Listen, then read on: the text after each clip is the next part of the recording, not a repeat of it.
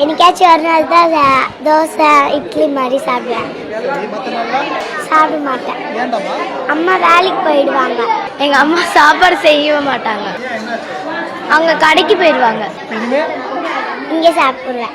அலைக்கடலின் நடுவே அலைந்திடவா தனியே படகெனவே உன்னையே பார்த்தேன் கண்ணே.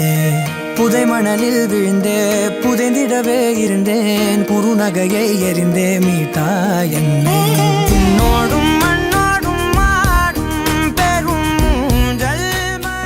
எங்கள் வீட்டில் சமையல் பண்ணல அப்படின்னு ஒரு மாணவி சொன்னார். மதியானம் ஸ்கூல்ல போய் சாப்பிட்டுக்கோ அப்படின்னு அம்மா சொல்லிட்டாங்க அப்படின்னு இன்னொரு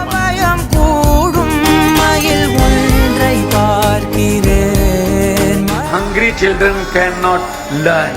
I promise you, sir, I will also consider it in my cabinet.